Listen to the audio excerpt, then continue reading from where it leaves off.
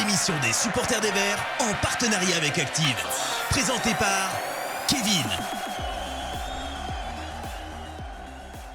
Et bonsoir à tous, bienvenue en ce lundi 5 janvier 2026 pour ceux qui nous suivent en direct sur Twitch et sur YouTube.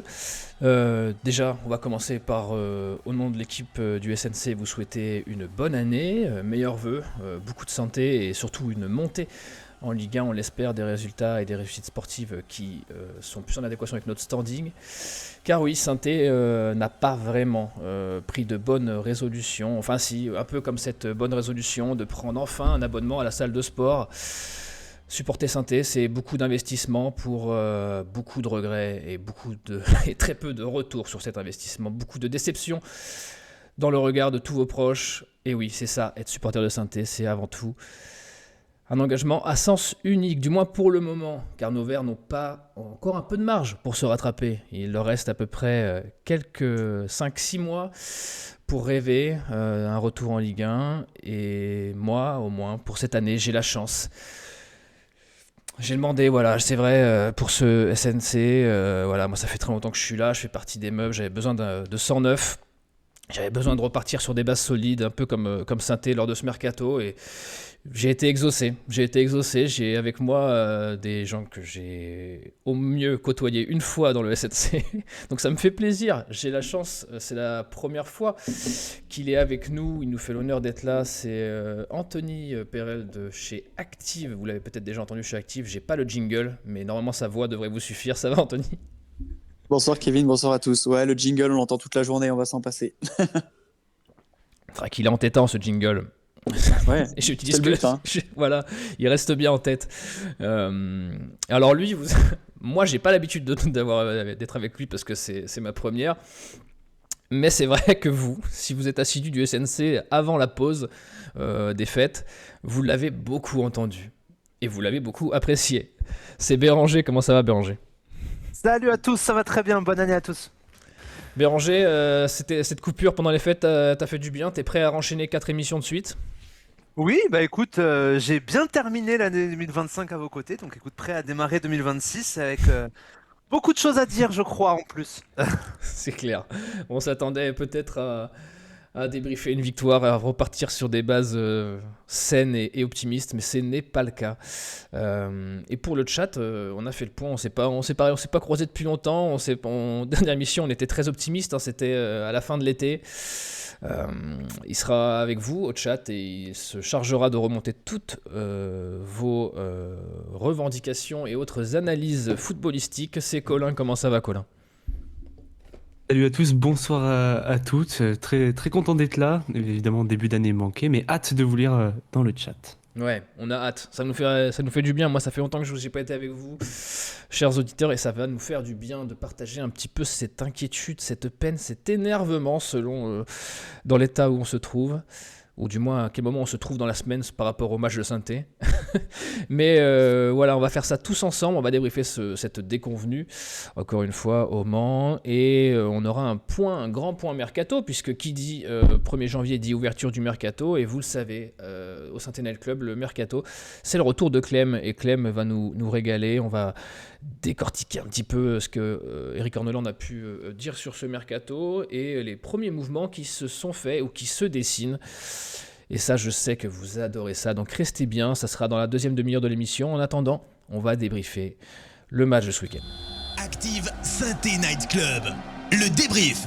Alors un match, on l'attendait. On avait, je sais pas vous les gars, mais moi ce match, je m'étais dit putain, on a quand même une sacrée revanche à prendre contre le Mans. Ils nous ont bien fait chier. Pour les plus assidus du SNC, leur coach, c'est quand même le sosie d'Hervé, notre chroniqueur. Il fallait quand même leur rentrer un peu dedans. Et puis, alors moi, je vais pas vous mentir, je me suis un peu fait chier. Alors je voudrais bien savoir ce que vous en avez pensé. Anthony, je te laisse la main pour ta première. Ouais, alors dans le conducteur, j'ai vu qu'il y avait marqué résumer le match en 2 mots. Du coup, je les avais choisis. Énième déception, ça aurait été pour moi. C'est parce vrai. que j'espérais qu'on débute mieux cette année civile qu'on ne l'avait terminée avec cette élimination un peu à Nice. Bon, même si sur le papier, il n'y a rien de dramatique, mais sur le contenu du match, face à une équipe qui avait tout perdu depuis 2 mois, je l'imaginais mieux. On avait fait ce nul face à Bastia. Je me suis dit, allez, 2026, on redémarre bien.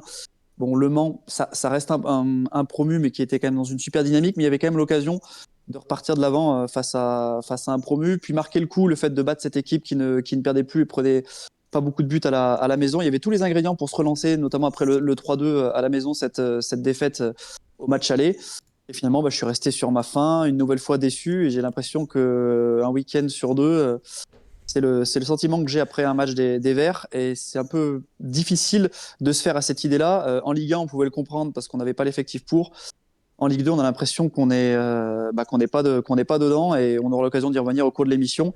On perd du terrain, beaucoup de terrain, et ça commence à m'inquiéter alors que j'étais pas du tout inquiet il y a encore quelques semaines.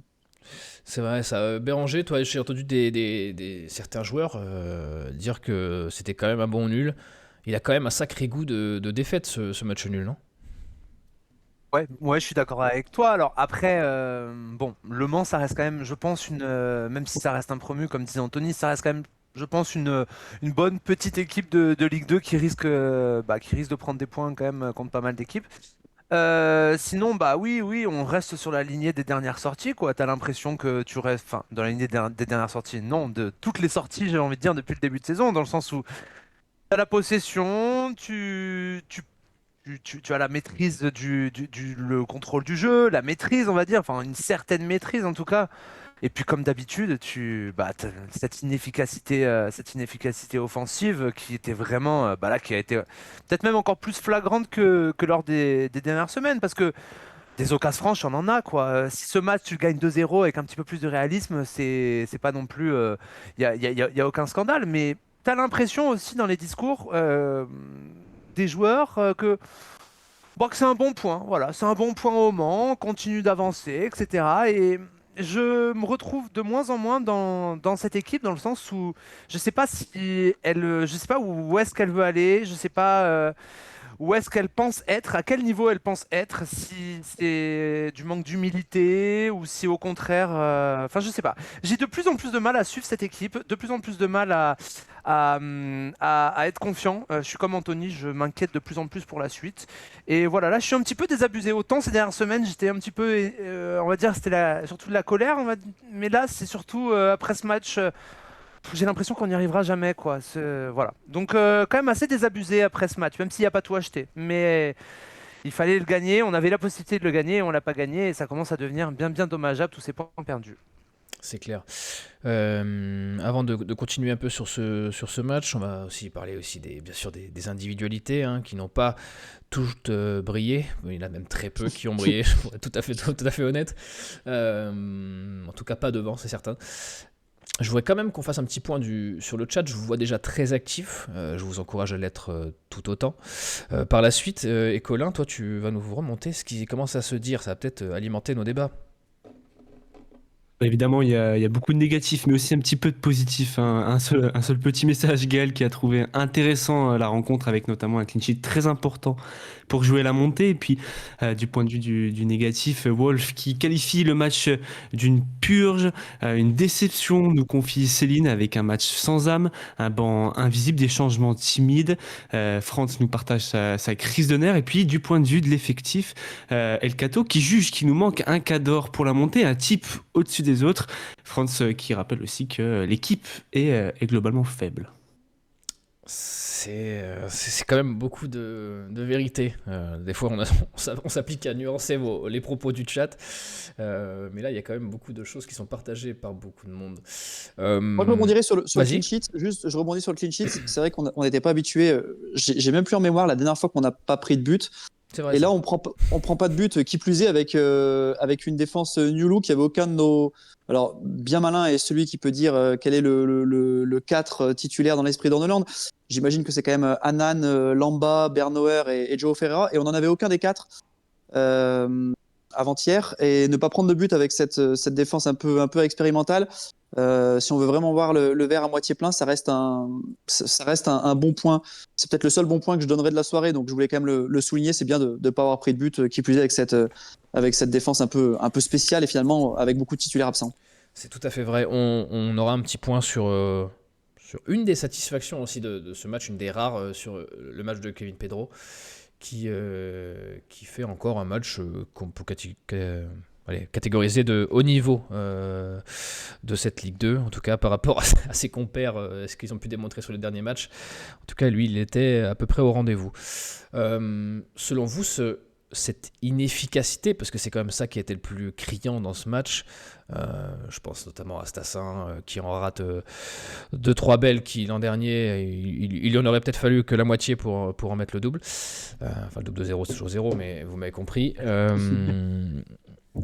Est-ce que toi, Béranger, cette inefficacité, est-ce que pour toi elle est vraiment liée à une pénurie de confiance, à un déficit de niveau, ou juste le manque qui a été costaud là où il fallait l'être? Par rapport à Stassin, au cas Stassin, je pense effectivement qu'on est dans un déficit de confiance. Tu as juste à observer, on va dire, ses attitudes corporelles, son visage. Je me souviens de le gros plan qu'il y a après sa première, je crois que c'est la première grosse occasion, quand il frappe, il fait sa frappe croisée qui passe à droite du but. Tu vois un joueur tu vois un joueur qui doute, tu vois un joueur qui est pas en confiance, tu vois un joueur qui fait pas forcément les mêmes choix que ce qui aurait pu être le cas l'année dernière. L'année dernière et même en début de saison, faut pas oublier par exemple le match contre Reims à Geoffroy où il fait vraiment un très très gros match, il nous sort un doublé. Mais là, tu as vraiment l'impression depuis quelques semaines, et peut-être je pense que ce match, ce déplacement au Mans, c'est le paroxysme du doute de Stassin. C'est je vois un joueur qui est vraiment en plein doute, et ça devient Il a vraiment quasiment inquiétant. tout raté. Il a Il a tout raté. Il a littéralement tout Il a raté. tout raté, et même quand ces dernières semaines, même quand je le trouvais, alors il n'arrivait pas à marquer, il manquait d'efficacité, mais je trouvais qu'il avait quand même des attitudes, enfin, c'était un petit peu plus positif. Moi, même j'ai pas aimé vraiment son attitude face au Mans. Quand je parle d'attitude, c'est sur des replis, par exemple. Puisqu'on fait beaucoup le parallèle avec notre autre grande star entre guillemets, c'est Zurico. Zurico, je le vois plus investi, plus impliqué. J'ai l'impression, en tout cas. Ouais, Stassin, franchement, ça commence à devenir vraiment inquiétant. Alors, j'ai pas envie de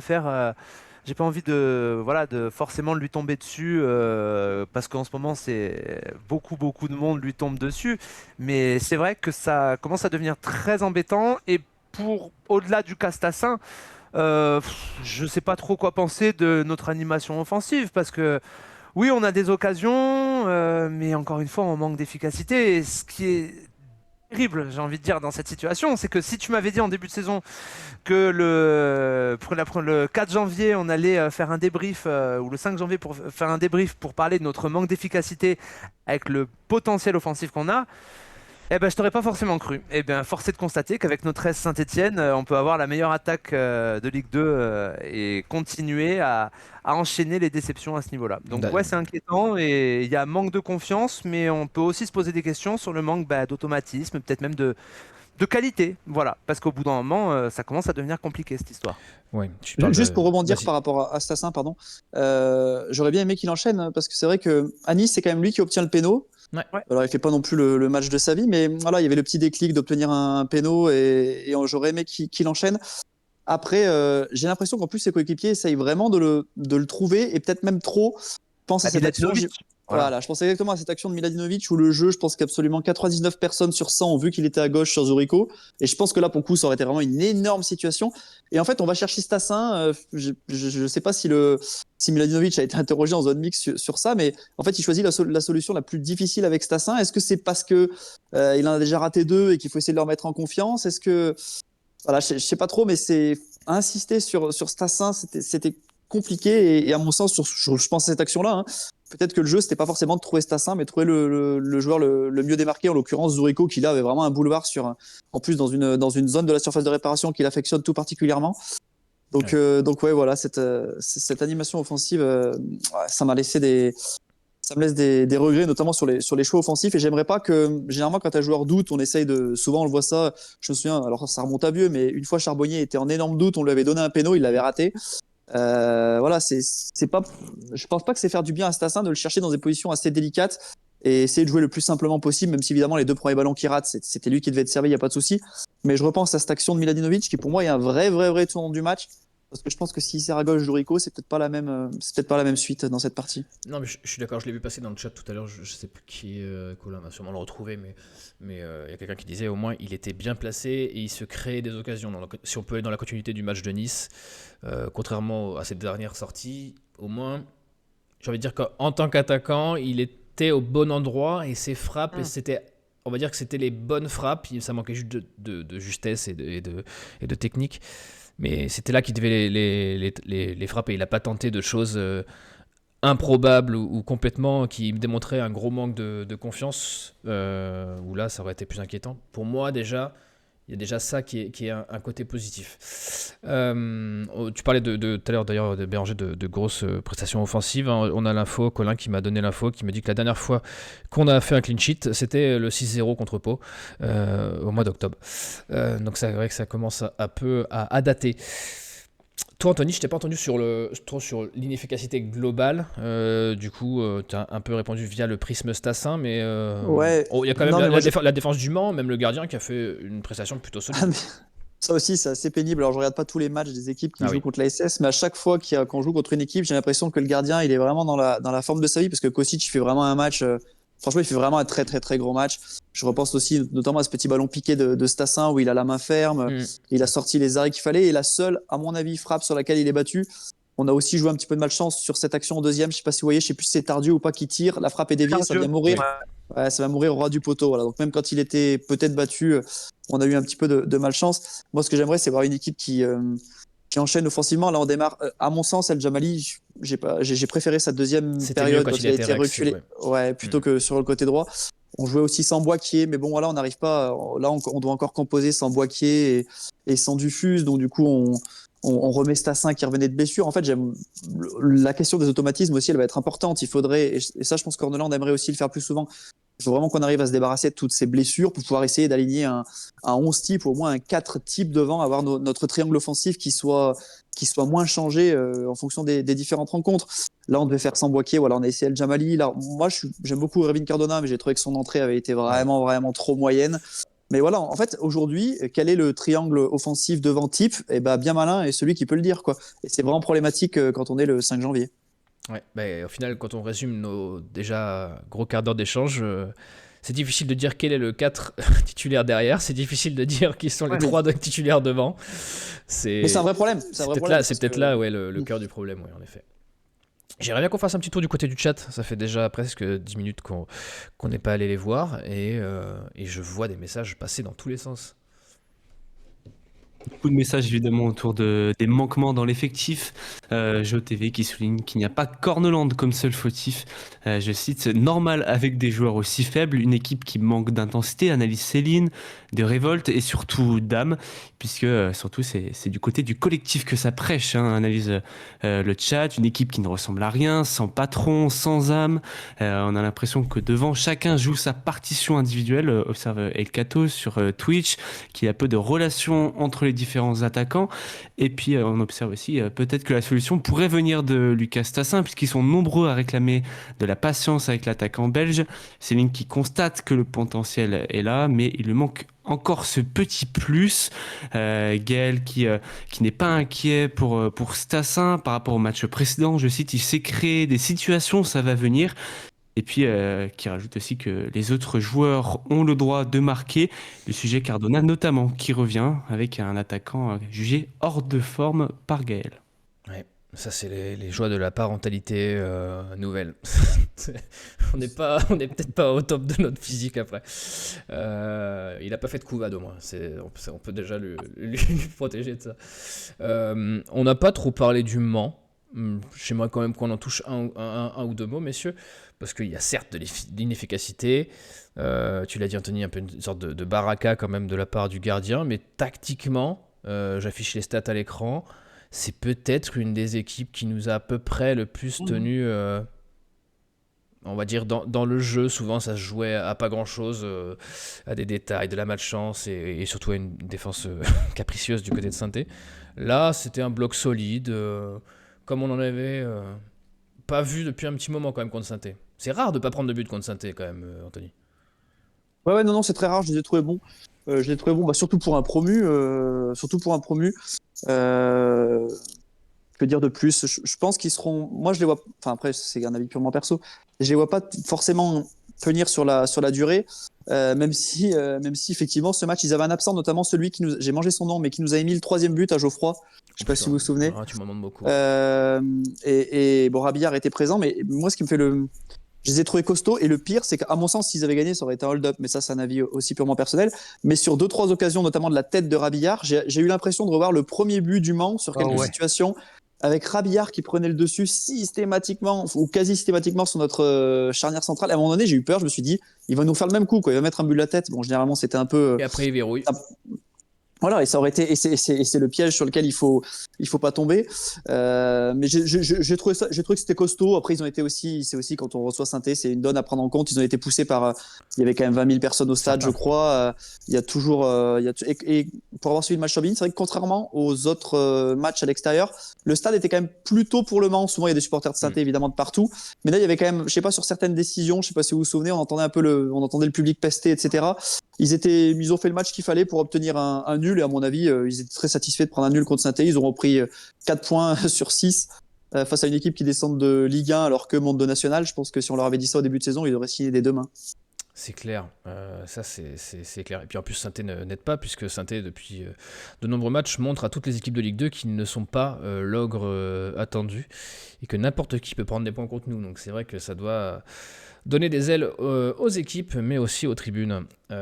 Tiens, Béranger, toi, ce seul point pris sur 6 dans une double confrontation contre un promu qui fait une saison tout à fait exceptionnelle, hein, on n'a rien à leur enlever là-dessus. C'est quand même le plus gros marqueur du fait qu'on n'est pas là où on devrait être, et on ne montre pas ce qu'on devrait montrer quand même. Ouais, et puis c'est surtout après, par rapport au fait d'avoir pris 1 point sur 6 face au Mans, c'est surtout le match aller, moi, qui me reste en travers de la gorge, Il parce qu'à la fait mal. rigueur, tu gagnes ce match aller et que tu vas accrocher 1 point au Mans, qui encore une fois est une belle équipe de Ligue 2. Y a pas de problème. Par contre, c'est sûr que ces 3 points, j'espère qu'ils vont pas nous manquer, en fin de saison. Mais pour revenir sur ce que disait Anthony, moi j'aime bien cette équipe du Mans. Franchement, je la trouve équilibrée, intéressante. Alors, je bosse à Midi, moi, depuis pas mal d'années. J'avais bien connu un mec comme Rabillard, qui jouait à Béziers à l'époque, et c'est des bons petits joueurs de ballon. C'est pas les stars qu'on peut avoir dans l'équipe, les stars en mode Ligue 2 évidemment, hein. Mais ça reste une belle équipe, et c'est ça qui est d'autant plus frustrant à la suite de cette rencontre.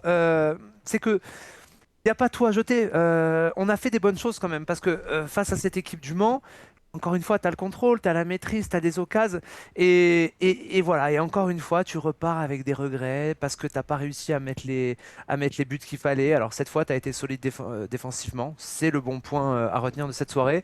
Mais voilà, c'est ça qui ressort. Moi, je retiens vraiment beaucoup de frustration de cette rencontre, parce que tu fais pas un mauvais match, encore une fois, parce que je pense pas non plus qu'on a fait 50 mauvais matchs cette saison, mais à chaque fois, tu as l'impression qu'il te manque un truc. Alors un coup, c'est tes défenseurs qui te plombent, là maintenant, ce week-end, c'est tes attaquants qui te plombent.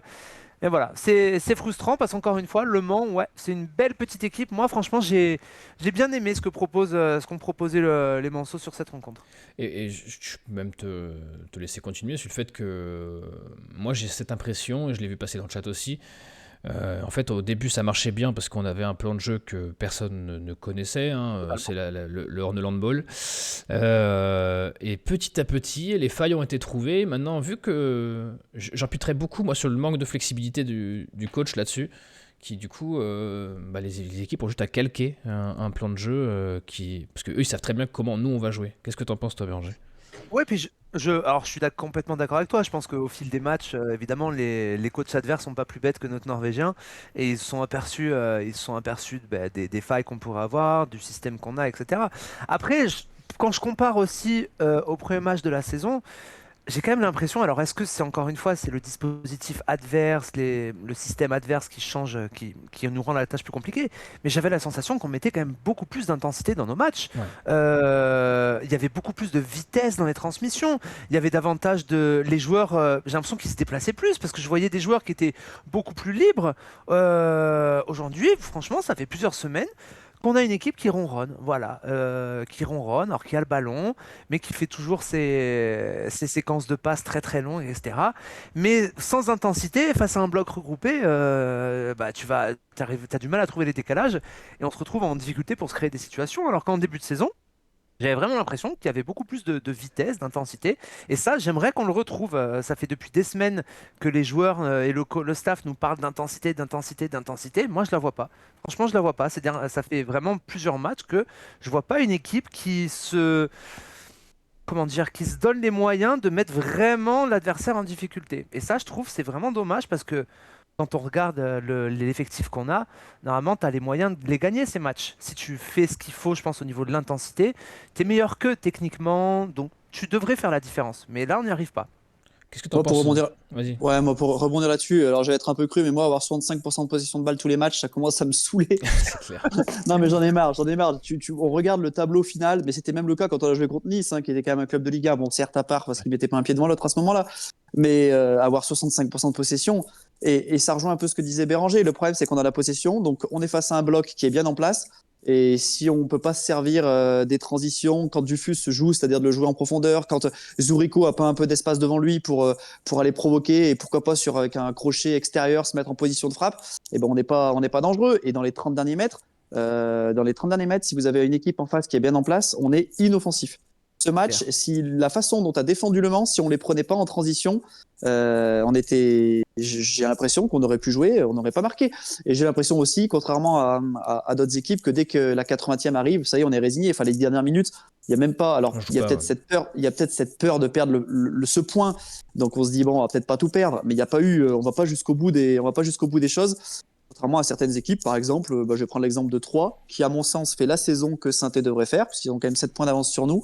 Ils devraient en avoir 6 sur le deuxième, si je dis pas de bêtises. Il doit y avoir 6 points d'avance déjà. 3, ils vont jouer à Boulogne. Il y a un partout. Pour ceux qui n'ont pas suivi le match, ils concèdent un pénalty avec un carton rouge à la 88e. Ils se retrouvent à 10 contre 11. Le gardien, il sort l'arrêt. Et là, on se dit, bon, n'importe quelle équipe, qu'est-ce qu'ils font? Ils vont verrouiller le match nul. Ils sont à 10 contre 11 à l'extérieur, c'est très bien. Et ben non, vous allez avoir un joueur, en l'occurrence Ripard, qui va les marquer à la 94e et donner la victoire à 3. Ce que fait 3 actuellement, j'ai l'impression qu'on n'est pas capable de le faire et ça m'agace. J'ai même envie pour rebondir sur ce que tu disais, Anthony, moi, à la fin du match au Mans, j'avais plus. Enfin, avec mon beau-frère, on en discutait, j'avais peur de me prendre un but, surtout. Je voyais plus le but du Mans arriver plutôt que notre but arriver. Comme tu dis, mais moi, oui. le but de Rabillard de la tête, je le voyais arriver, moi.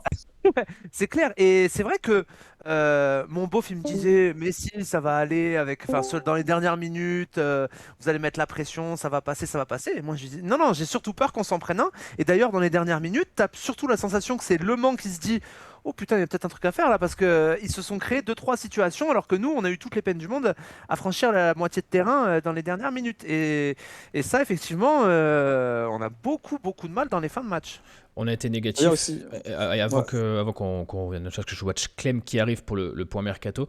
Je veux juste, messieurs, je te redonne la parole tout de suite, Anthony. Je voudrais quand même quelques petits points négatifs.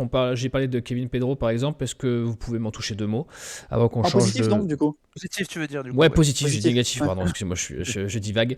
Des points positifs, parce qu'on a quand même beaucoup tapé à juste titre sur l'équipe. Mais il y a eu quand même quelques petites satisfactions, pardon.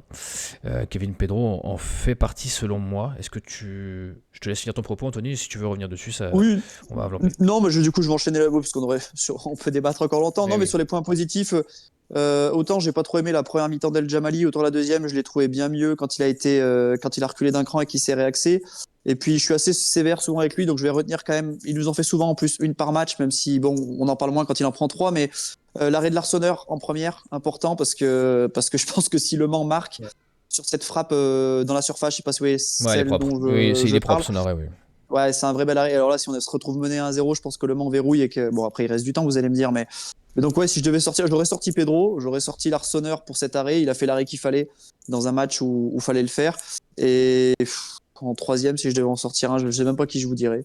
La deuxième mi-temps autant les flops, je pourrais vous les donner, autant les tops, j'aurais un peu plus de mal.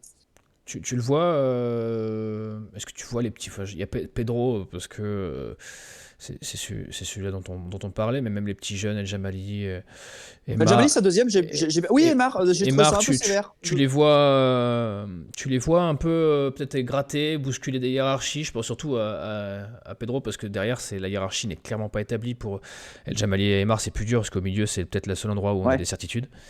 Non, mais moi, Pedro, je pense sincèrement qu'il a une carte à jouer parce que j'avais Avec trouvé ça un Lamba peu qui revient décevant. pas, ouais. Bah ouais, et puis après, quand il va mettre Chico Lamba, qu'est-ce qu'il va faire? Est-ce qu'il va remettre Bernauer dans l'axe? Parce que je sens que Bernauer, moi personnellement, je le trouve très très moyen quand il est dans l'axe. Est-ce qu'il va continuer avec Nadé? Pedro, j'avais déjà trouvé ça très sévère. Il avait fait un bon match à 3 et on l'avait sorti du 11. D'ailleurs, je crois pour remettre Maxime Bernauer qui revenait de suspension ou de blessure. J'aimerais bien qu'il enchaîne pour voir. Je pense que c'est des 3 jeunes entre Pedro, Emar et El Jamali. Je pense que c'est peut-être, contrairement à ce qui était peut-être écrit sur le papier, peut-être Pedro qui a une carte à jouer. Je pense. Surtout si Chico Lamba, qui a joué qu'une demi-heure avec la réserve, mais encore un peu de temps à revenir. J'imagine que l'idée, c'est pas qu'il rechute tout de suite, donc il y aura peut-être une place à prendre dans l'axe de la défense dans les prochains matchs, à très court terme en tout cas. C'est clair. Béranger, t'en penses quoi, toi? Ouais, je suis complètement d'accord avec ce que vous disiez. J'aime plus les matchs passent et plus j'avoue que je tombe sous le charme du petit Pedro quand même, hein, parce que j'attendais de le voir confirmer justement après ces 2-3 premiers matchs intéressants, et là il démontre quand même une espèce de tranquillité, de maturité déjà. Franchement, alors. Restons prudents évidemment, ça reste un jeune joueur, mais ce qu'il montre en tout cas, c'est très intéressant, et ce qui est encore plus intéressant, c'est qu'il confirme. C'est pas juste l'affaire d'un match, parce qu'après 3, après sa grosse prestation contre 3, on pouvait se demander s'il allait, si c'était juste le coup d'un soir ou s'il allait réussir à confirmer. Et oui, il a vraiment des qualités, ce jeune garçon, et vraiment à suivre. Et j'aimerais aussi juste dire un petit mot sur Denis Sapia, parce que c'est pas forcément le mec dont on dit beaucoup de bien tout au long de la saison, et Tu t'y risques, voilà. tu t'y risques. Ouais, je m'y risque. Non, mais parce que je l'ai pas trouvé ridicule, loin s'en Non. faut, sur son couloir face au Mans. Voilà, j'avais beaucoup de craintes, parce que moi non plus, je vais pas vous mentir, c'est pas mon chouchou, Denis Sapia. Mais franchement, je l'ai pas trouvé mis en danger. Je l'ai trouvé plutôt solide. Donc voilà, vu qu'on en parle quand même très très rarement dans les bons points, je voulais juste dire que voilà, il a pas été mauvais, je trouve. Il n'a pas été malmené samedi non soir. plus, donc c'est peut-être Il n'a pour pas ça. été malmené non plus, c'est vrai aussi. C'est peut-être ça. Non, mais Denis Sapia, c'est ça. C'est qu'il y aura pas tu sais qu'il n'y aura pas de remous offensif. T'espères juste qu'il n'y en ait pas défensivement. Et puis, C'est-à-dire que ces dernières semaines, on l'avait vu quand même être, sur certains matchs, très très fébrile défensivement Oui. quand même. il fait, Il se il faisait fait- il fait ce qu'il déborder. peut. Mais au moins, on peut pas voilà. on peut pas lui reprocher de pas Là, faire au max, quoi. j'ai pas, voilà, là au moins en tout cas, il a fait ce qu'il fallait faire. Il a été sérieux. Voilà, même un AD aussi, parce qu'on parle beaucoup de Pedro. Nadé, il a plutôt fait son match aussi défensivement. Franchement, on a suffisamment critiqué notre système défensif ces C'était mieux, dernières ouais. semaines pour dire que là, il y a eu des choses intéressantes. Il y a eu du mieux. Merci messieurs. Colin, j'aimerais bien avoir l'avis du chat sur tout ce qu'on a abordé, les confrontations avec Le Mans, le coaching et surtout les petits jeunes dont Kevin Pedro. J'ai vu beaucoup de choses passer. Et oui, puisque pour revenir un petit peu sur le match, évidemment, la question du terrain revient, mais c'est pour les deux équipes, soulignait El Cato sur Twitch, et puis Gaël qui analyse Le Mans comme une équipe solide. Un système à 3 centraux et 2 pistons qui fonctionnent bien. Fumigène qui voyait, lui, de son côté, l'ASS s'imposer sur le plus petit des scores, donc 1-0, mais c'est le manque de réalisme. Et c'est un problème récurrent, c'est pas la première fois, je cite Mathias de son côté, qui souligne justement la suffisance, un manque de lien entre la défense et l'attaque. Gaël qui analyse de son côté en 3 ce qu'il manque à la SS. Je cite, ils sont solides défensivement avec tout est hyper réaliste devant. Et évidemment, c'est la question d'Orneland qui revient. Une équipe qui régresse sous le coach norvégien, nous affirme Guillaume, qui ne joue pas libéré, qui galère tactiquement, affirme Olek. Et Chess, lui, qui trouve que le vrai problème, c'est Orneland, qui garde le même système de jeu depuis qu'il est là, sans changement tactique.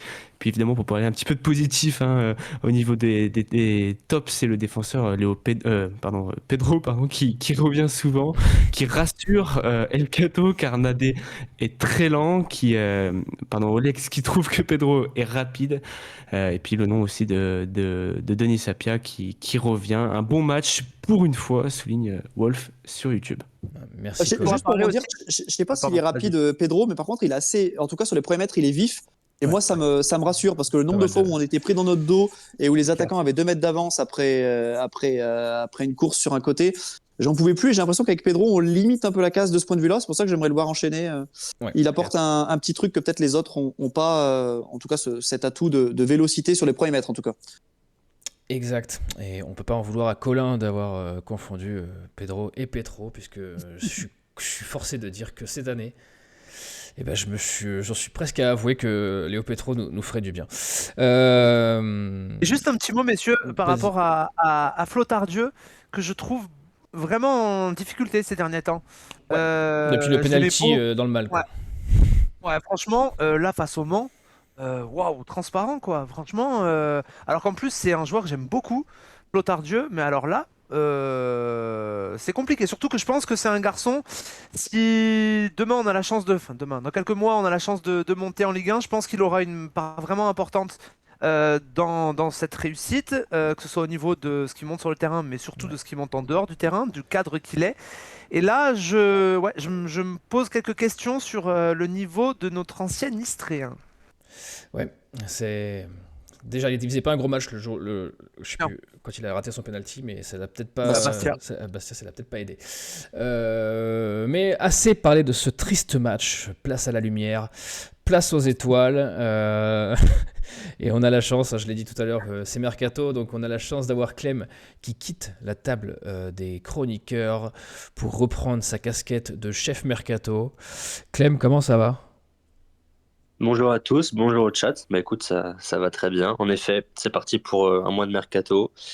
Je Clem, pense que sur la dernière de janvier, je ferai une émission complète, peut-être où on parlera plus de mercato. Mais là, ouais, on rendosse ce rôle-là. Donc, bon, c'est avec plaisir. Bah, t'adores ça, Clément, puisque c'est les périodes où J'adore ça, bien sûr. tu évites tous les débats négatifs et tu arrives avec pour donner plein d'espoir et de lumière aux supporters, c'est génial. Plein d'espoir et de lumière, je sais pas, mais Si, Clem, en effet, ça évite des débats houleux des fois. Si, Clem, il faut faire monter l'audimat, Clem. Alors, Clem vous promet de grandes annonces, comme à chaque fois. Et à chaque fois. Et le service après-vente, bien sûr, c'est Karl. Donc, n'hésitez pas. Toutes mes promesses n'engagent que Karl. Clem, on va parler de ce dossier de la semaine, le dossier Mercato, pour savoir si Saint-Étienne doit s'activer enfin sur ce Mercato pour espérer recoller 3 et remonter en Ligue 1 directement. Je vous laisse débattre de ça dans le chat. En attendant, je vais vous citer Eric Horneland qui, après le match, a dit qu'il n'était pas impliqué sur le Mercato. Je ne suis pas impliqué sur ce Mercato hivernal. J'entraîne l'équipe et c'est la direction qui gère le Mercato. Je n'estime pas vraiment avoir besoin quand tout le monde est disponible. Je n'ai pas vraiment d'attente. J'estime qu'on a ce qu'il faut quand tout notre effectif est présent. 2 phrases qui viennent un peu ouvrir le bal de ce mercato. J'ai besoin de vous, et tu vas commencer, Clem. Est-ce que pour toi, comment dire, est-ce que derrière ce discours, il met pas un peu de pression sur les dirigeants, il se dédouane pas un petit peu? Est-ce que pour toi, où est la part de Horneland là-dessus, le fait qu'il ne gère, de ce qu'il dit, il ne gère pas? Bah alors sur la gestion de sa part du mercato, nous des infos qu'on a chez Peuple Vert, c'est qu'en effet c'est pas vraiment lui qui est là au quotidien à traiter les dossiers ou même à avoir un regard en étant très présent sur le mercato. C'est vraiment Kilmer qui gère et évidemment qu'il est consulté, évidemment qu'il a dû avoir déjà une réunion pendant laquelle il dit ses envies, etc. Mais de manière globale, il n'est pas tenu au courant à la minute de ce qui se passe et c'est pas lui qui a la main sur le mercato. Ça, c'est assez clair. Donc pour le coup, là-dessus, moi, je vois pas vraiment de bluff de sa part. Par contre, c'est sûr que quand il dit qu'il estime pas avoir vraiment de besoin pour cet hiver. Bon, là, on peut se douter quand même que c'est pas forcément la réalité, qu'il aurait bien 2-3 petites envies. Ça, oui, ça me semble assez clair. Mais en fait, si je peux me permettre, avec une petite boutade, j'ai l'impression que c'est un peu ce qu'il dit en fait au final. Parce qu'il dit, si on analyse bien sa phrase, j'ai besoin de personne quand j'ai tout le monde. Sauf qu'en fait, il a jamais tout le monde sur le pont. Et oui. Donc en C'est fait, bien le problème. ça sous-entend que si j'ai tout le monde, j'ai besoin de personne, sauf que j'ai jamais mon effectif au complet, donc pourquoi pas? Parce qu'après, c'est vrai que si on analyse, par exemple, on marque pas de but, donc tout de suite, l'idée de base, évidemment, c'est assez cartésien cet esprit-là. On marque pas de but, il nous faut un attaquant, admettons. Mais si vous analysez bien, si on a tout le monde, Cardona, Stassin, Zoriko Davitashvili, Dufus, j'en oublie un. Zorico Ouais, j'ai dit Zoriko, Stassin, et Cardona, Holt. Dufus et ouais, Benol et Boakier. Boakier, ouais. Qui a mieux en Ligue 2? Personne, si vous analysez bien, très concrètement dans les faits. Mais le problème, c'est que ce que dit Horneland, si j'ai tout le monde, il n'y a pas de souci. Sauf qu'en fait, le problème, c'est qu'on n'a jamais tout le monde. Et c'est une vraie problématique. Donc en fait, moi, son discours, je me demande si c'est un vrai message qu'il a besoin de personne ou si c'est aussi une petite façon de rappeler que son effectif, il l'a jamais au complet. Et je dis ça en étant loin d'être le plus grand fan d'Horneland. Hein. Mais là-dessus... Pour revenir sur les besoins de on reviendra après sur les besoins de renfort. Sur le petit bout de phrase qui dit que qui gère rien, qu'il n'a pas vraiment son mot à dire sur le mercato, que Clem a confirmé. Toi, Anthony, tu t'en penses, enfin, ça t'intrigue pas plus que ça que Je trouve ça lunaire. que ça soit tout piloté par des gens qui sont pas, qui n'ont pas la main sur le terrain, quoi. Je trouve ça lunaire, mais alors moi je bosse pas spécialement sur le mercato, mais j'arrive à avoir quand même quelques échos et je pense que je suis un peu de l'avis de Clem qu'il n'est pas forcément très consulté sur ses pistes prioritaires, quoi, en tout cas. Qu'il est un peu là pour faire avec ce qu'on lui donne. Mais si on analyse la chose, c'est lunaire. Vous allez mettre dans les pattes à un entraîneur, un joueur que lui-même n'aura pas validé ou autre. Ça peut pas, malheureusement, ça peut pas fonctionner comme ça. Hein. Ça le dédouane un peu, mais ouais. Vas-y, Anthony, vas-y. Mais j'ai l'impression, la façon dont ça se passe au moment même. Ouais, c'est triste. Béranger, tu trouves que ça le dédouane un peu? Ça te choque aussi dans l'absolu? Bah oui, oui, ce que vous me dites là, c'est absolument dingue. Si effectivement, dans les faits, on a un Eric Horneland qui est très très peu, sinon pas consulté par la direction sportive, c'est vrai que ça paraît assez lunaire aujourd'hui en 2026, pardon. Il faut que je me mette à la Oui. page. 2026 dans un football moderne avec toutes les exigences qu'on a et tout, surtout les possibilités qu'on a, oui, ça paraît dingue. Surtout que ce que ça m'inspire, c'est que je pensais que justement avec l'arrivée de Kilmer, avec l'arrivée de ces dirigeants, de ces hommes, de ces connaisseurs du ballon quand même, parce qu'on a entendu beaucoup de bonnes choses sur tous ces personnages qui sont arrivés chez nous. Je pensais pas justement qu'on allait se retrouver à la trêve hivernale à se dire le coach est même pas consulté pour le mercato quoi. Voilà, ça me paraît assez dingue. Alors juste un truc pour rebondir sur ce que me disait Anthony.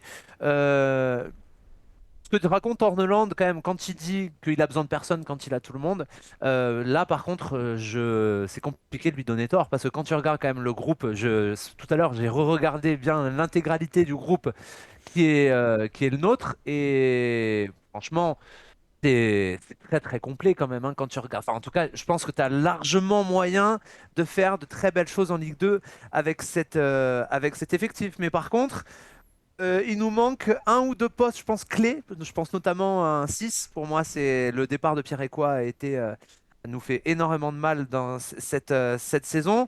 Il te manque juste peut-être un ou deux postes clés, mais sinon, tu as quand même pas mal de monde dans l'effectif. Mais oui, pour revenir au débat qu'on avait là, ces dernières minutes, effectivement, je trouve ça assez dingue. Et si c'est vraiment la réalité, ben, on peut vraiment s'interroger sur le travail sur le travail qui est fait à la SS ces derniers temps, si vraiment Horneland est mis de côté, on va dire, de toutes les discussions mercato. Qu'est-ce qu'on en pense dans le chat, Colin, de cette non-mainmise d'Horneland sur le mercato? Bah écoute, déjà au niveau de l'effectif, Leïla Rep qui trouve qu'on a évidemment de la quantité niveau joueur, mais est-ce qu'on a de la qualité, de la complémentarité, s'interroge-t-elle. Peut-être aussi l'absence de personnalité forte, de taulier pour Bob Lazar, qui nous manque un vrai 6 comme on le signalait tout à l'heure, pour Gaël, un latéral gauche. Et puis évidemment, à voir si ça bouge devant. Et puis au sujet de Eric Horneland, c'est une situation pour certains pour laquelle Horneland est entièrement fautif. Un groupe qui n'est jamais au complet, analyse Jules, en grande partie parce qu'il refuse de faire tourner, de faire des changements. C'est de sa faute, affirme Elchez. C'est lui qui ne fait pas bien tourner et sa tactique est épuisante pour les joueurs aussi. Et puis un peu d'inquiétude aussi parce que le mercato ressemble au précédent. Saint-Etienne qui ne semble pas avoir appris de ses erreurs. Pour Jubix, on se croirait revenu il y a un an où l'achat d'un latéral nous aurait peut-être maintenu en Ligue 1. Nous voilà rendus à la même situation, mais en ratant potentiellement la montée. C'est lunaire. C'est lunaire. Clem, le deuxième point de cette déclaration, c'était, mes camarades l'ont déjà un peu dégrossi, c'est le fait que l'effectif serait suffisant. Mais en fait, la réalité n'est pas si vraie. Il n'y a pas tant de joueurs qui ont fait les 18 groupes de Ligue 2. Mais alors ça, à qui la faute? Est-ce que c'est la faute à ceux qui ont constitué ce groupe? Là, je parle pas que qualitativement, je parle quantitativement. Est-ce que ce groupe, quantitativement, il est vraiment insuffisant? Je pense pas, à part en effet peut-être sur le poste de 6 où c'est Pierre Eco en fait qui n'a pas été remplacé, mais on y reviendra tout à l'heure.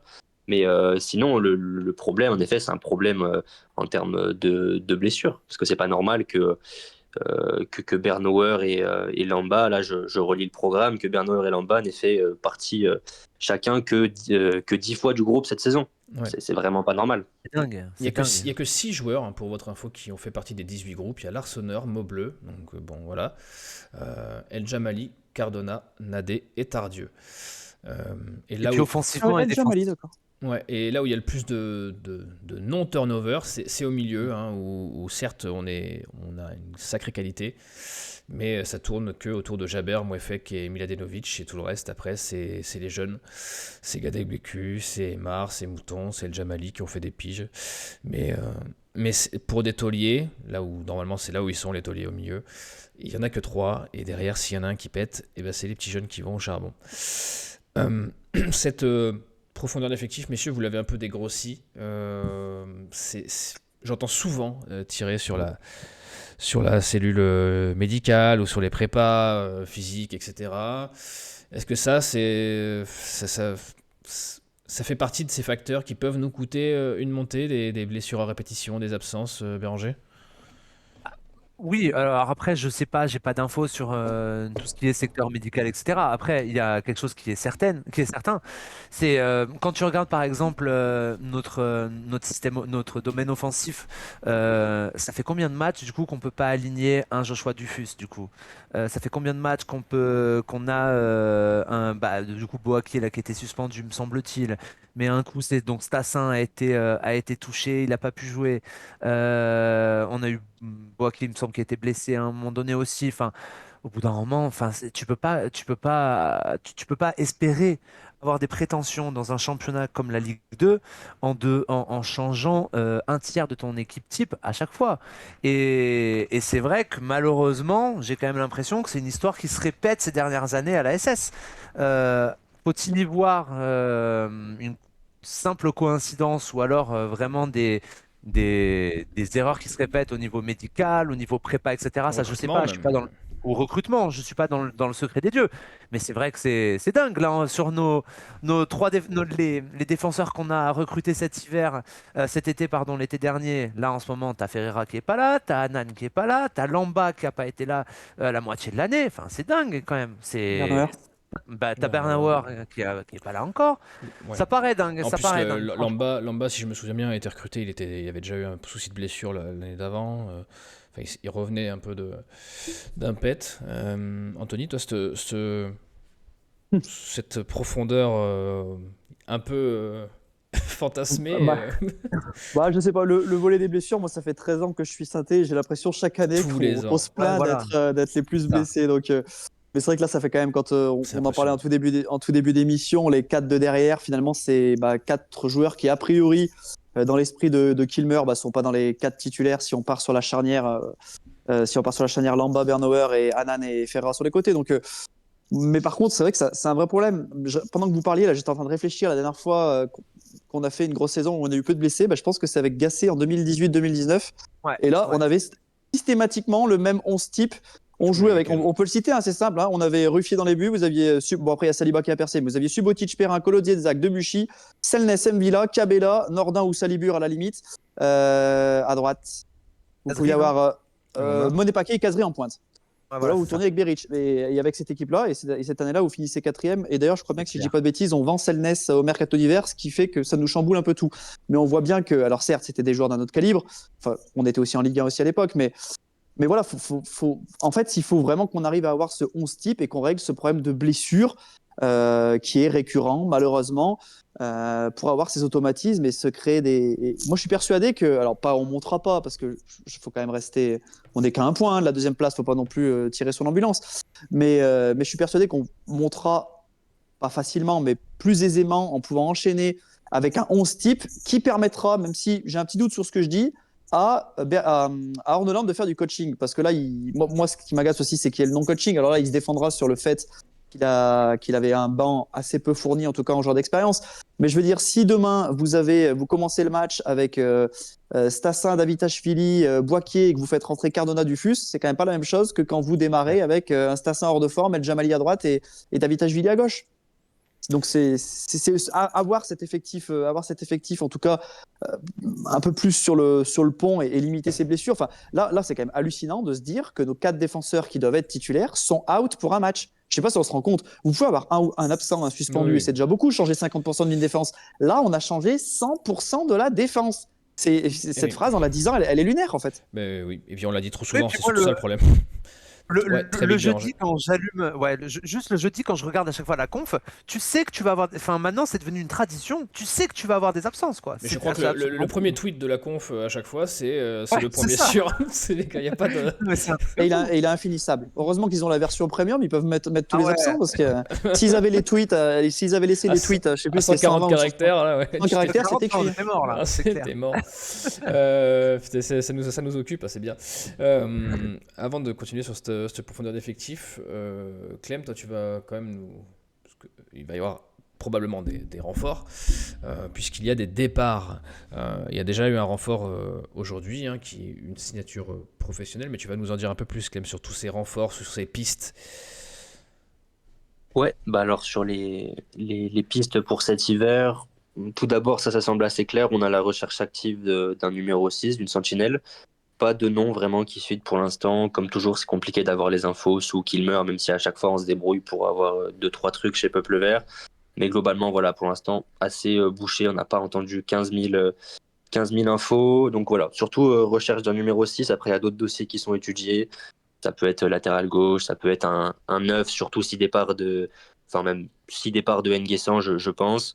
Un milieu plus porté vers l'avant, le nom de Bardelli avait été évoqué, même si Bardelli, on se dirige plutôt vers une fin de saison à Dunkerque. Il y a aussi le poste de gardien, mais là où on étudie le marché en vue de cet été plutôt. Donc voilà, il y a différents dossiers qui sont étudiés, mais on est surtout sur la priorité, un numéro 6. C'est quelque chose qui répond directement au cas Pierre-Écois. Normalement, on aurait dû compter sur Pierre-Écois pour cette première partie de saison. Ça n'a pas été le cas pour les raisons qu'on connaît. Donc voilà, objectif, faire signer un numéro 6, ça semble être la priorité pour l'instant. Est-ce qu'on va remplacer Ivan Masson, Clem? Alors, je pense pas qu'on aura besoin, vu l'utilité qu'il a eue sur ces derniers mois. Non, ça me semble pas être prévu. Hein. Ça me semble pas être prévu. Mais si tu veux, je peux enchaîner sur les Ouais, départs. carrément, on fera un point après avec les collègues. Après. Donc ouais, Masson qui a quitté la SSE, là, ça a été officialisé par le club aujourd'hui, par le club grec de l'AEL Arissa hier.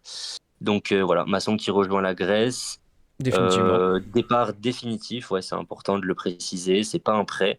J'imagine libéré avec un pourcentage. Donc voilà, premier départ de cet hiver. Et sur les départs, évidemment, comme l'été dernier, Batou Binsika sera aussi poussé vers la sortie. Actuellement, il est à la CAN avec la République démocratique du Congo, même s'il joue pas. Mais voilà, ce sera l'autre joueur à faire partir en priorité. Et un dossier qu'il faudra surveiller de près durant ce mois de janvier, c'est Djinan N'Guessan. Une offre de 8 millions de Chelsea qui a été refusée. Un joueur qui ne veut pas prolonger, surtout l'entourage du joueur qui ne veut vraiment pas prolonger. Donc à 1 an et demi de la fin de son contrat, c'est l'occasion d'en tirer un beau billet. Pas la dernière occasion parce qu'on pourra encore en tirer quelque chose cet été.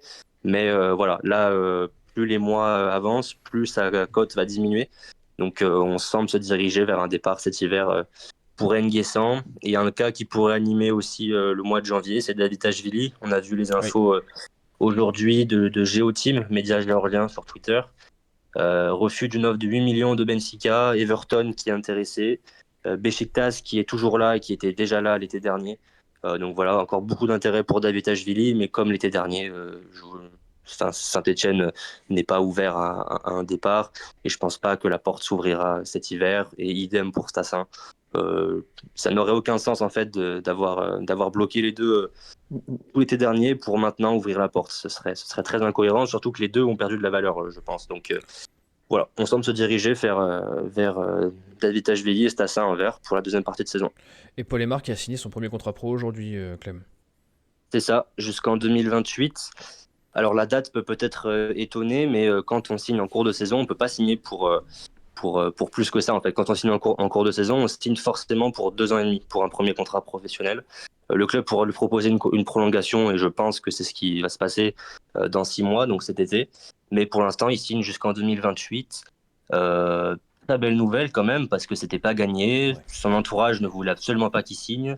Et c'est lui qui a fait le forcing pour rester et signer son premier contrat pro à la SSE. Donc, franchement, juste chapeau à lui déjà. Et voilà, il a fait sa première titu en Ligue 2 le week-end dernier contre Le Mans et on espère le revoir à l'œuvre encore. On espère qu'il aura un peu plus de temps. Merci Clem. Pas de souci.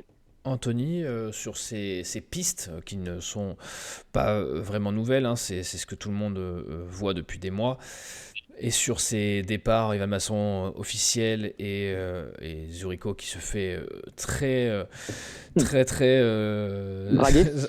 très lourdement dragué par les pays étrangers.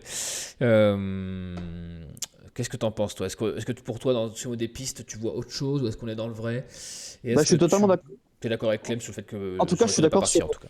ton analyse de vendre Stassin et Zurico cet hiver. Ça aurait aucun sens dans le sens où, effectivement, je pense que Stassin, sa cote, elle a peut-être limite été divisée par 2 par rapport à ce qu'ils auraient pu en tirer cet été, pardon. Enfin, l'été dernier, du moins.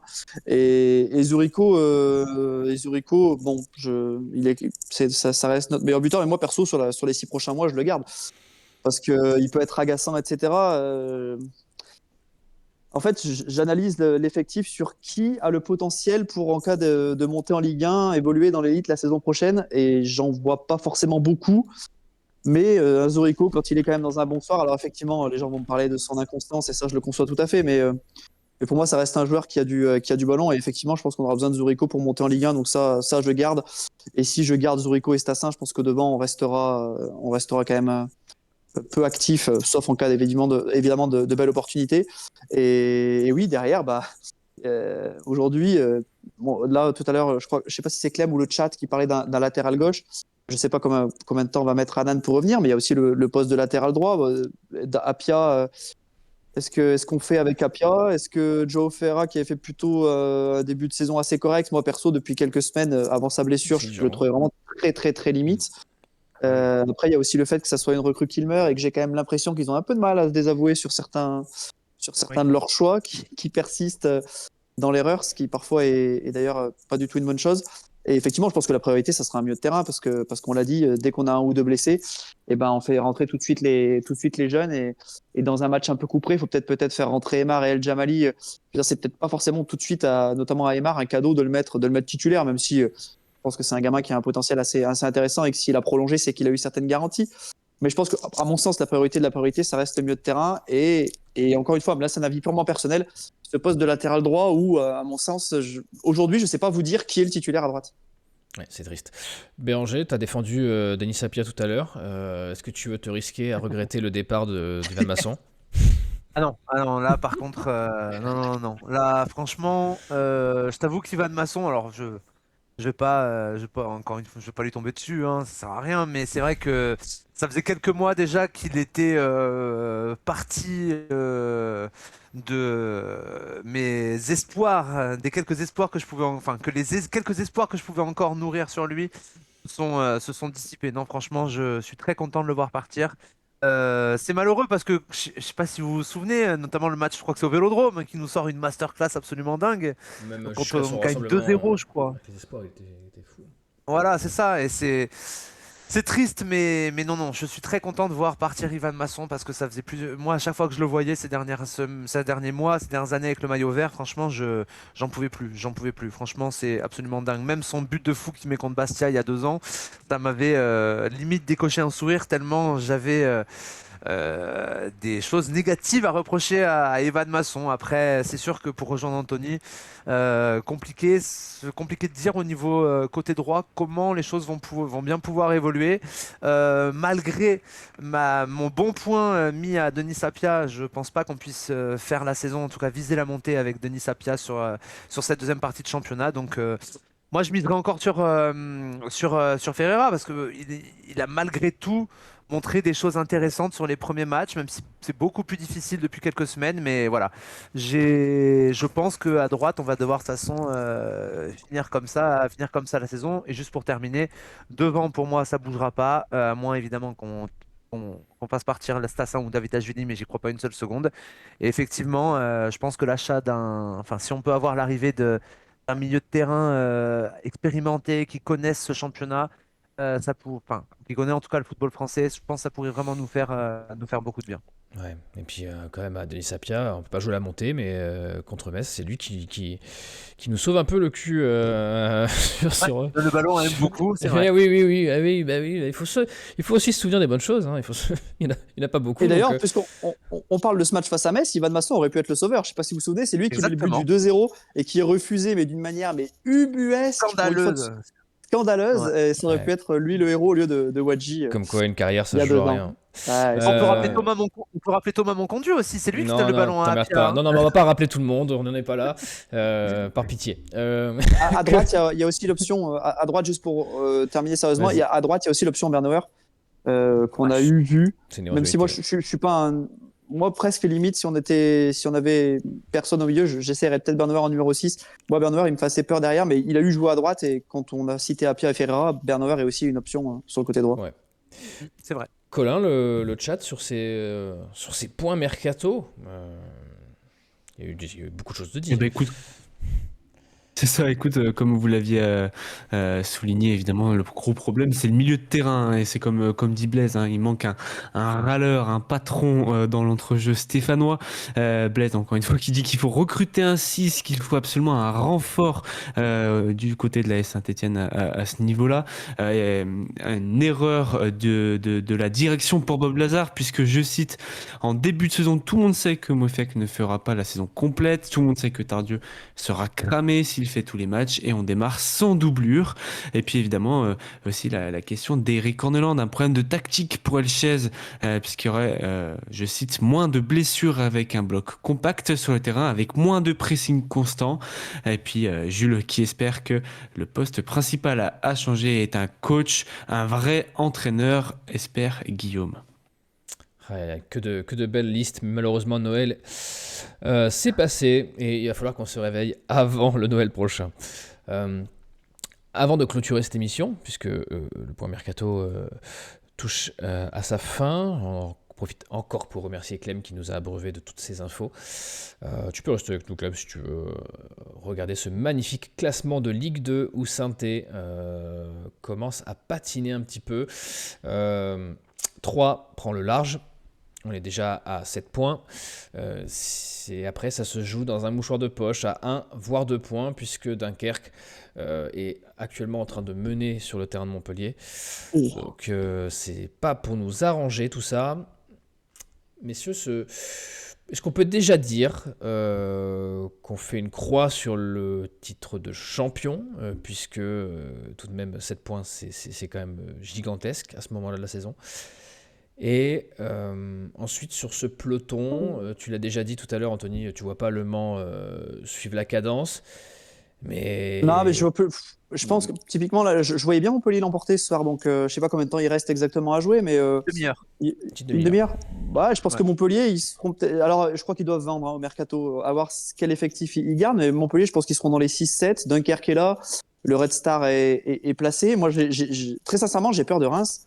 Je pense qu'on Et rattrapera Reims pas trop. Hein. Reims qu'on voyait un peu mal au début de saison. Puis, Ah ouais.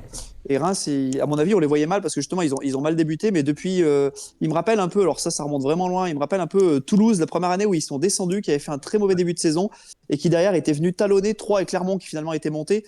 Et Reims me rappelle un peu cette équipe de Toulouse. Quand on descend en Ligue 2, bah, on l'a vu nous notamment il y a 3 ans, c'est compliqué, mais là j'ai l'impression qu'ils ont trouvé leur rythme de croisière. Ils ont conservé quand même quelques joueurs assez intéressants. Ils ont toujours leur japonais, ils ont Teddy Thomas qui est aussi un bon joueur.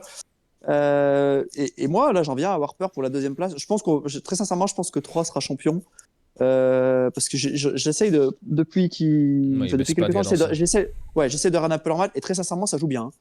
Le petit De Tourbé, Antoine Mille, ils ont Ben Tayeb qui a mis un but. Je sais pas si vous avez l'occasion de voir leur but qu'ils ont mis contre le Red Star là, dans le choc. C'est très très beau. Enfin, c'est des actions que j'aimerais voir à Saint-Etienne typiquement. Alors je dis pas qu'ils seront champions et je le souhaite pas pour Saint-Etienne, mais je pense que 3 sera dans les deux à la fin. Et il va falloir batailler à mon sens avec Reims. Et j'oublie pas que le match contre Reims, ça sera chez eux. Donc bon, essayons de pas trop perdre de points en route. Le classement m'inquiète quand je le regarde là. il est surtout, le match contre Reims, il est surtout à la fin du mois. Donc il est très proche. Il est très très proche. Et il y a actuellement 2-0. Hein. Je me permets de... Même 2-0 pour Dunkerque. Il y a eu un but là, il n'y a pas plus de 2-3 minutes. Donc c'est une mauvaise opération, on peut le dire, pour Saint-Étienne, qui voit Dunkerque revenir très fort dans le rétro. Béranger... ça provient, juste pour finir là-dessus, ça provient aussi que Montpellier, si on regarde leur quatuor d'attaque, ils peuvent mettre Mendy, Savanier, le petit pays, et beaucoup. Sur le papier, c'est quand même pas dégueu. Et on remarque que le papier, ça fait pas gagner des matchs. Ouais, ça se saurait, on est mieux placé pour le savoir. Ah oui, sinon on serait premier. Ça, c'est clair. Béranger, ce classement, tu fais aussi une croix sur le titre de champion ? Non, pas forcément, parce que bon, c'est toujours très facile pour un supporter de foot, après une défaite, une contre-performance, de penser que tout est fini, après une victoire, de finalement revoir un petit peu tous ses espoirs.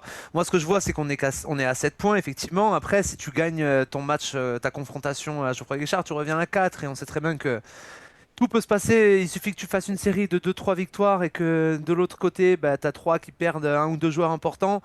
Tout peut aller très très vite. Souvenez-vous, avant de se déplacer à 3, on nous disait qu'on allait être à 7 ou 8 points. Finalement, tu gagnes, tu reviens à 1 point. Pour finalement te remettre dans le jus, te remettre dans le feu quelques semaines après en réenchaînant les contre-performances.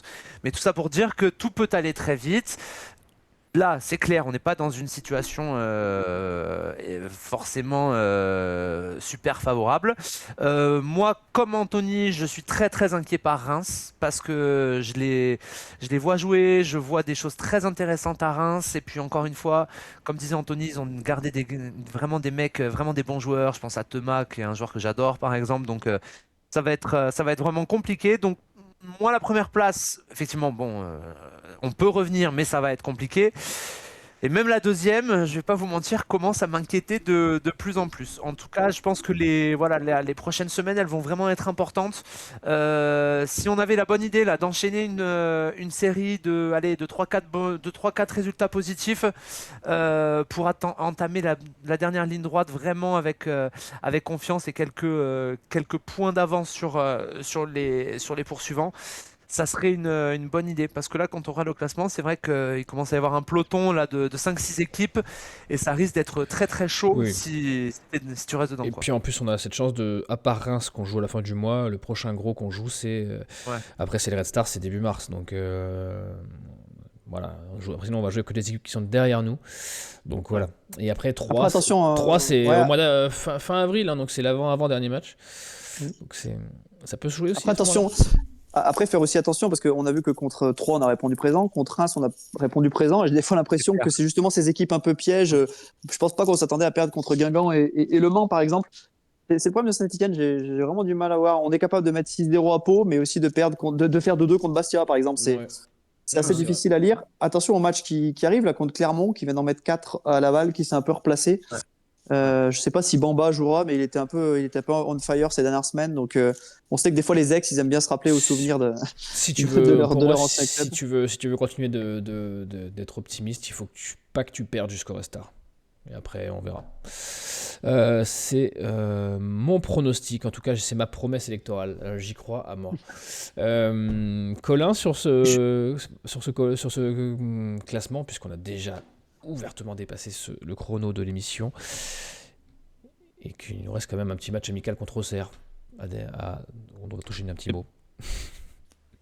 Écoute, je vais faire rapidement, mais globalement, Elches qui trouve que le classement fait peur, qui craint que ça aille dans l'autre sens, que Saint-Etienne descende rapidement au classement.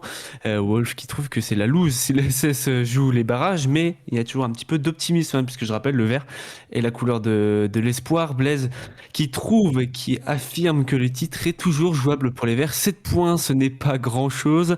Et puis Olex qui espère que 3 peut avoir un creux.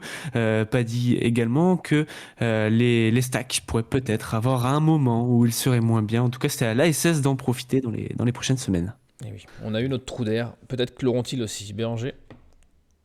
Non, ouais, non, mais juste pour quelques secondes, juste vu qu'on parlait de Montpellier et que je suis en train de préparer un article en hommage à Jean-Louis Gasset, je voulais juste dire un petit mot pour Bien sûr. Jean-Louis Gasset, et que le peuple vert a vécu de très très bons moments avec lui, voilà, et de grosses pensées pour sa famille, parce que c'est quelqu'un qui a marqué notre club quand même.